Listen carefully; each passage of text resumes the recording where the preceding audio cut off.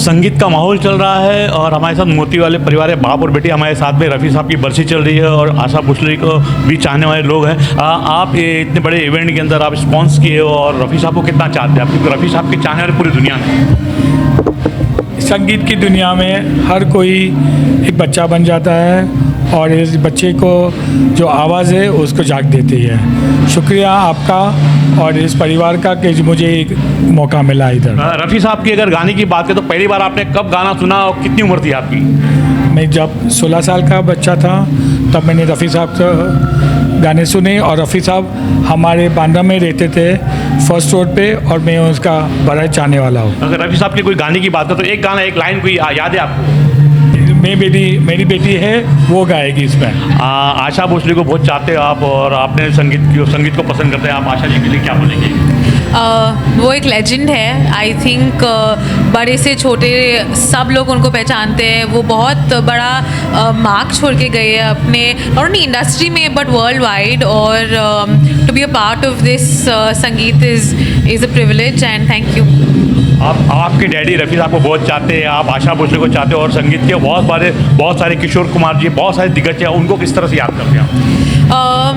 या तो through parents I think वो हर खुशी के मौसम दुखी जो भी है उनके गाने हमेशा प्ले करते हैं। और आई थिंक मेरे भाई और मैं आई थिंक बड़े होके वही सुन के आ रहे हैं, अभी भी वही सुन रहे हैं। तो आई थिंक यादें तो हमेशा उनकी रहेगी हमारे। आपके डैडी को नज़र में रख के कौन सा गाना गाएंगे आप? आपने उस स्पॉट पे डाल दिया। कुछ अभी मन में नहीं आ रहा है पर जैसे डैड बोले बहुत गाने हैं तो वो मेरे एकदम पिलर जैसे है। और मोहम्मद रफ़ी साहब और आशा भोसले पिलर है अपनी इंडस्ट्री के म्यूज़िक इंडस्ट्री में, तो वो भी मेरे पिलर है और ये भी मेरे पिलर है। चलिए ये तो कि संगीत की बात, आप अपनी माता पिता को चाहते हो, उनकी याद में उनको किस तरह से दिल से याद करते, किस आपको इतनी बड़ी किया, इतना पढ़ाया लिखाया, और किस तरह से आप अपने मम्मी को डैडी को थैंक यू बोलोगे आप? शब्द काफ़ी नहीं है। आई थिंक किसी बच्चे के लिए शब्द काफ़ी नहीं है क्योंकि आई थिंक सिंस बिगिनिंग उन्होंने हम लोग को आई थिंक जैसे बोलते हैं ना उड़ना सिखाया है कि नहीं आप आपके दोनों पैर पे खड़े रह के आपके डिसीजंस बनाओ। अच्छी एजुकेशन दी है हम लोग को, रिस्पॉन्सिबिलिटी दी है और just opportunity to do whatever we wanted to. तो इसके लिए शुक्रिया बोलना चाहती हूँ बहुत मम्मी डैडी को और उन लोग के वजह से हम लोग यहाँ पे है। तो हमारे देश में जंतर मंतर में काफ़ी पढ़ने वाले बच्चे बैठे थे, काफ़ी स्ट्रगल किया, काफ़ी मेहनत की, कामयाब भी हुए। उनकी सरकार ने सब मांगे पूरी की है, 3 मांगे थे, तीनों मांगे पूरी। तो आप किस तरह से रिएक्ट करते हैं? आई थिंक ये बहुत अच्छा है।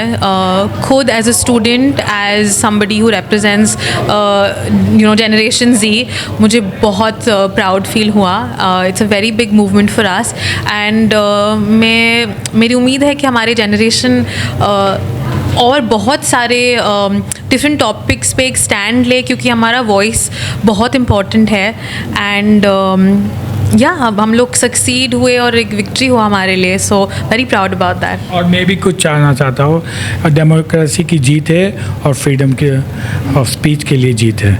तो हमारी जो सरकार है उनको किस तरह से आप अपनी सुझाव किस तरह से देंगे जो आगे चल के बच्चे का दिल नहीं दुखाए? सरकार बहुत अच्छा है, हमें समझ से, हमें प्यार से हमें समझाना चाहिए और हम आगे के युवक है और हम देश को आगे चलाएंगे। शुक्रिया। मोतीवाली सर ने कहा है सरकार को कि सरकार बहुत अच्छी है, आगे भी बच्चे की तरफ ध्यान देना चाहिए। इनका बोलने का मतलब ये ताकि बच्चे इस तरह से वापस सड़क पे ना उतरे। मैं इंडियाज़ के लिए सलाम काजी।